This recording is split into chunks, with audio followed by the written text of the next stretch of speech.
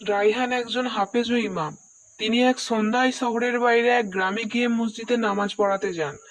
সেই গ্রামে থাকা ছাড়া আর তার কোনো উপায় ছিল না। তাই তিনি মসজিদের পাশেই একটি পুরানো গেস্ট হাউসে রাত কাটানোর সিদ্ধান্ত নেন। রাত 12টার দিকে হঠাৎ দরজায় টোকা পড়ল। টক টক টক। রায়হান দরজা খুলে দেখলেন একজন সাদা কাপড় পরা ব্যক্তি দাঁড়িয়ে, তার মুখ দেখা যাচ্ছে না।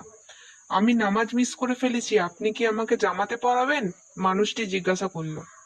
রায়হান একটু অবাক হলেও রাজি হলেন। মসজিদে গিয়ে 2 রাকাত নামাজ পড়ালেন। নামাজ শেষে রায়হান পিছনে ফিরে দেখলেন যে আর কেউ নেই। তিনি ভাবলেন হয়তো চলে গেছে। কিন্তু ঠিক তখনই দরজার বাইরে সেই কণ্ঠস্বর আবার ভেসে এলো, জাযাকাল্লাহু খায়র।